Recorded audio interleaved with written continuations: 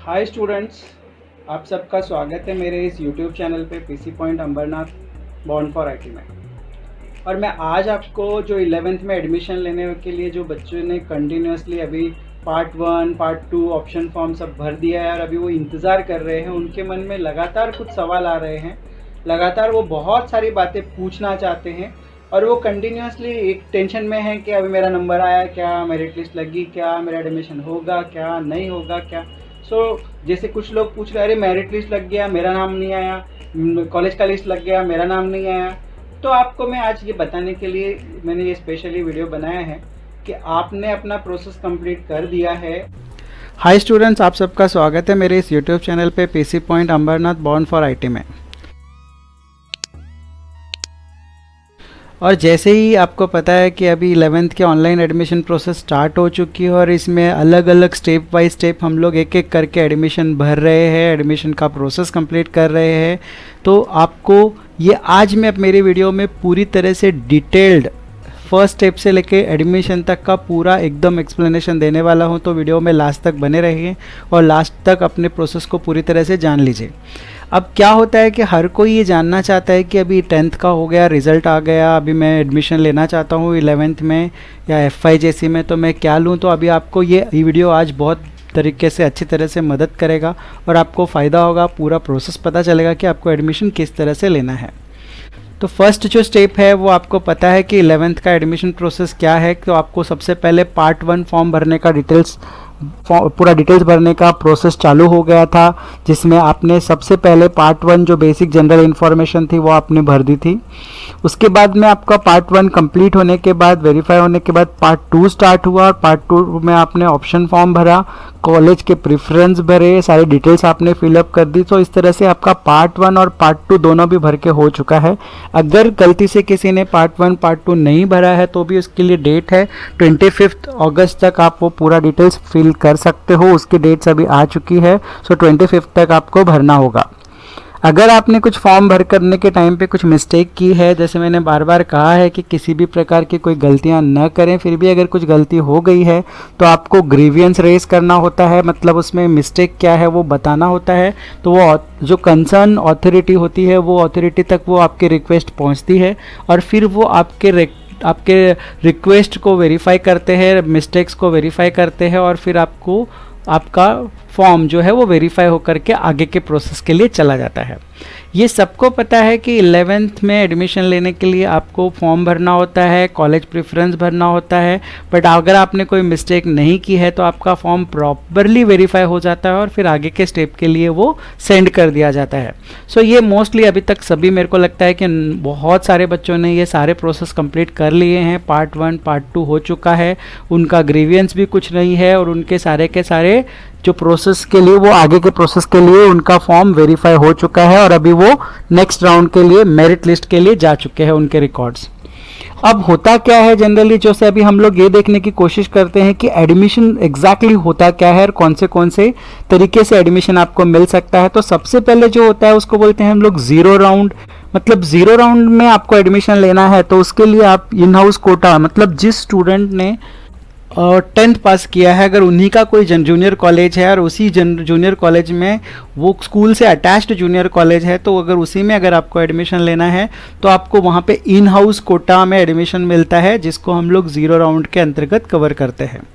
Second, ऐसे भी जो कुछ लोग होते हैं जो माइनॉरिटी कोटा में आते हैं, वो भले ही रिलीजियस में हो या लिंग्विस्टिक में हो, तो वो माइनॉरिटी कोटा होता है या फिर कोई मैनेजमेंट कोटा। मतलब जीरो राउंड जो है इसमें क्या होता है कि आपके मार्क्स कितने हैं, आपको मेरिट में कितना रैंक है, इससे ज़्यादा फर्क नहीं पड़ता है। आपके लिए वो कोटा फिक्स होता है। जनरली आपको वो कोटा के अंतर्गत जो स्टूडेंट उसमें एलिजिबल होते हैं उनको वो कॉलेजेस डायरेक्टली एडमिशन दे देती है। उनका खुद का अपना राउंड होता है, अपने तरीके से उनका एडमिशन का एक पूरा का पूरा मॉड्यूल होता है। वो अपनी लिस्ट लगाते हैं और उन बच्चों को जो जो उनके स्कूल में जूनियर कॉलेज में एडमिशन लेना चाहते हैं उनको वो in house quota, minority quota और या मैनेजमेंट कोटा में एडमिशन दे दिया जाता है। तो इसका कोई भी लिस्ट वगैरह जो है वो इंटरनेट पे पब्लिश करने की ज़रूरत नहीं पड़ती है। फिर भी अगर आपको लगता है ज़ीरो राउंड जो है, तो इसका ज़ीरो राउंड में आपने उन्हीं का नंबर आएगा जिन्होंने स्पेशली इन हाउस, माइनॉरिटी या फिर मैनेजमेंट कोटा में अप्लाई किया हुआ है। बट फिलहाल अभी एट प्रेजेंट हम लोग देखते हैं इसके बारे में, तो जनरली आपको पक्का पता है कि एडमिशन आपको मिल ही जाने वाला है। सो अभी वो राउंड चालू है जिसका एडमिशन आपको अभी मिल रहा है कॉलेजेस के अंदर में। अगर आपने वो कॉलेज चूज़ किया है, जैसे मैं आपको दिखाता भी हूँ कि अगर किसी स्टूडेंट ने क्या किया है, जैसे मैं आपको दिखा देता हूँ कि ज़ीरो राउंड का क्या प्रोसेस है, कैसे चल रहा है करके।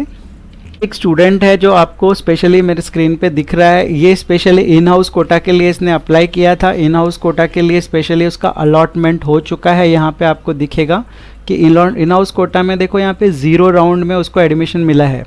ये है उसका ज़ीरो राउंड, उसको इन हाउस कोटा बोल रहे हैं। स्ट्रीम कोड क्या है और कॉलेज का नाम क्या है यहाँ पे दिख रहा है।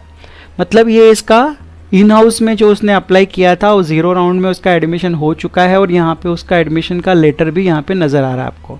ये आपको दिखेगा एडमिशन लेटर। यहाँ पे देखो ये स्टूडेंट है जिसको कॉलेज के लेटर के थ्रू यहाँ पे दिख रहा है कि कॉलेज का एप्लीकेशन जो था उसका वो एडमिशन के हिसाब से अप्रूव हो चुका है और उसको इन हाउस में एडमिशन मिल रहा है।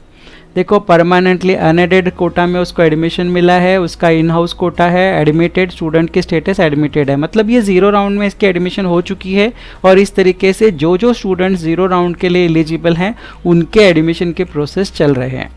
यहाँ पे terms and conditions clearly mention की गई है कि जब डॉक्यूमेंट्स आपके वेरीफाई होंगे, 3 महीने का टाइम दिया गया है। 3 महीने के टाइम पीरियड में यहाँ पे क्या करना होगा, उसको अपने सारे डॉक्यूमेंट जो है वो सबमिट करने होंगे ताकि उसको किसी भी प्रकार का एडमिशन में कोई दिक्कत नहीं होगा।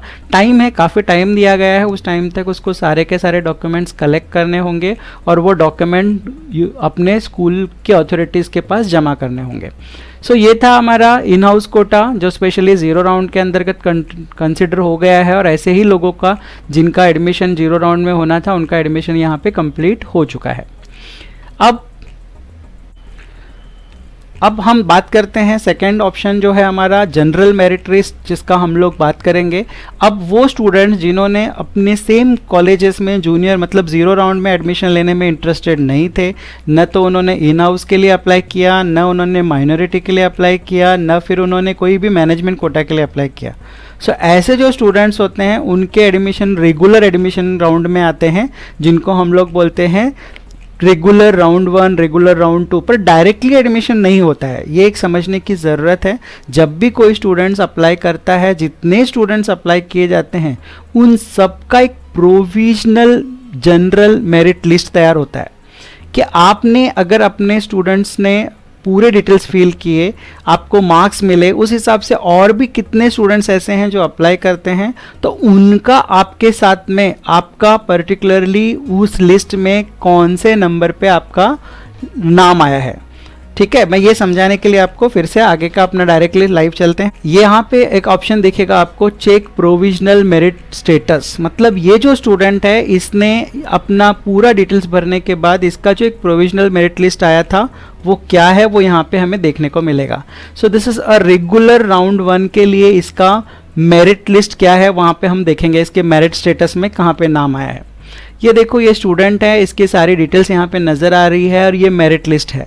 मतलब अभी तक मान लो जितने स्टूडेंट्स ने भी फॉर्म भरा है उनके जितने भी स्टूडेंट्स की लिस्ट है उसमें से इसका नंबर क्या है 2,22,470। ये इसका मेरिट नंबर है। मतलब अभी तक समझो 5 लाख बच्चों ने फॉर्म भरे होंगे तो इसका रैंक ये है जो है वो 2,22,470 स्पेशली कॉमर्स के हिसाब से इसको यहाँ पे कंसिडर किया जाएगा। ये इसका मेरिट लिस्ट है। यहाँ पे देखो मार्क्स भी दिख रहा है, मेरिट मार्क्स नज़र आ रहे हैं, टोटल मार्क्स दिख रहे हैं, और ये जो पर्टिकुलर उसका परसेंटेज है, अभी ये परसेंटेज के हिसाब से ही और ये मेरिट रैंक के हिसाब से ही उसके प्रीफर्ड कॉलेजेस में उसको राउंड 1, राउंड 2, राउंड 3 वगैरह में एडमिशन मिलने वाला है। ठीक है, सो इस तरह से हर एक के पास अभी टाइम है कि वो अपना प्रोविजनल मेरिट लिस्ट चेक कर सकता है। ये भी आपको ध्यान रखना होगा फ्रेंड्स कि आपका जो मेरिट लिस्ट है उसमें आपका नाम, आपका डिटेल सब बराबर है क्या, वो चेक करने का आपको एक लास्ट चांस है। आप देख लो, अगर उसमें कुछ है तो ग्रीवियंस आप अभी से रेस कर सकते हो। अगर एक बार वो अप्रूव हो गया तो उसके बाद आपको फिर से किसी भी प्रकार का ग्रीवियंस या करेक्शन करने के लिए नहीं मौका मिलेगा। आप अभी सारे डिटेल्स क्रॉस चेक कर लो। आई होप सब लोगों ने चेक कर ली होगी और सबको मालूम है कि मेरी सारी डिटेल्स यहाँ पे बराबर ही है, यहाँ पे किसी भी प्रकार का कोई मिस्टेक नहीं है, ताकि आपको जो प्रोविजनल मेरिट लिस्ट है वो हर एक ने चेक करना ज़रूरी है। कुछ लोगों के नाम मतलब यहाँ पे तो उन्होंने डिक्लेयर कर दिया है कि उन सबका ही नाम लिया है जिनका राउंड 1 फॉर्म भर के वेरीफाई हो चुका है, उनका भी नाम यहाँ पे उन्होंने ले लिया है। फिर भी अगर आपका नाम नहीं है तो भी आप देख लो, चेक कर लो, और अगर ग्रीवियंस है तो ग्रीवियंस को भी क्या करवा लो, जितना जल्दी होगा उतना जल्दी उसको क्लियर करवा लो। ठीक है, यहाँ पे अभी हम यहाँ पे अब सपोज वो सारी एक फाइनल मेरिट लिस्ट लग जाएगी। एक फाइनल मेरिट लिस्ट में जो नंबर आपका एक बार फाइनल मेरिट लिस्ट बन गई तो उसमें किसी भी प्रकार का कोई करेक्शन नहीं होगा और उसके हिसाब से ही फिर आपका यहाँ पे राउंड में लिस्ट में नाम आएगा। तो यहाँ पे जनरली क्या होता है, अभी तक का जो ट्रेंड रहा है कि आपको फर्स्ट रेगुलर राउंड का लिस्ट लगेगा, उसमें कुछ लोगों का नंबर आ जाएंगे, कुछ के नहीं आएंगे। तो आपको क्या करना, जिनको आ गया है उनको जाकर के एडमिशन लेना है। एडमिशन लेकर के वो अपना एडमिशन कंफर्म कर पाएंगे। पर ऐसे भी बच्चे होंगे जिनका नंबर यहाँ पे इस राउंड में नहीं लगा, तो वो फिर क्या कर सकते हैं, राउंड 2 के लिए वेट कर सकते हैं और राउंड 2 का उनको लिस्ट का वेट करना होगा। इस बीच में अगर आपको राउंड 1 से राउंड 2 के बीच में अगर आपको लगता है, क्योंकि आपको कट ऑफ लिस्ट चेक करनी होगी, अगर आप एक कट ऑफ लिस्ट चेक करते हो और आपको अंदाज़ा आ जाता है कि ये कॉलेज जो मेरी प्रिफरेबली फर्स्ट या सेकंड कॉलेज है उसका कट ऑफ हाई है या उसमें मुझे एडमिशन नहीं मिलने वाला है, तो आप यहाँ पे क्या कर सकते हो, कॉलेज के प्रेफरेंसेस आप चेंज कर सकते हो। यहाँ पे एडिट का ऑप्शन ओपन होता है।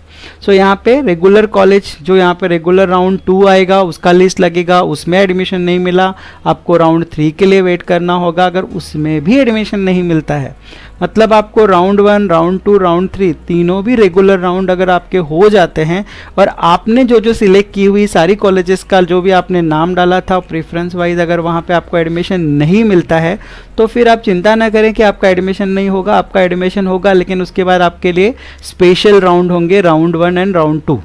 जनरली 2 राउंड तो होते हैं, पर अभी पता नहीं मेरे को कितने हो सकते हैं, आगे का आइडिया नहीं है। हो सकता है रेगुलर राउंड भी बढ़ जाए या फिर स्पेशल राउंड भी बढ़ जाए, बट फिलहाल कंडीशन तो ये है कि 3 रेगुलर राउंड और 2 स्पेशल राउंड होने वाले हैं। स्पेशल राउंड मतलब क्या होता है, जनरली जब हम बात करते हैं स्पेशल राउंड का, तो स्पेशल राउंड में उन लोगों को कंसिडर किया जाता है जिनका एडमिशन पुराने जितने भी राउंड हुए हैं, मतलब राउंड 1, राउंड 2, राउंड 3 उनमें नहीं हुआ, तो उनको स्पेशल राउंड दिया जाता है। स्पेशल राउंड में वो कॉलेजेस जिनका सीट्स वैकेंट होता है उसका ऑप्शन ओपन हो जाता है, उसके बारे में बता दिया जाता है, उसकी लिस्ट पब्लिश हो जाती है और अकॉर्डिंगली आपको ऑफ़र करते हैं कि ये कॉलेज में आपको एडमिशन मिल सकता है अगर आप लेना चाहें तो। आपको उसमें भी नंबर नहीं लगा तो आपको राउंड 2 में एडमिशन होता है और इस तरीके से ये पूरे के पूरे एडमिशन प्रोसेस यहाँ पे कंप्लीट होती है।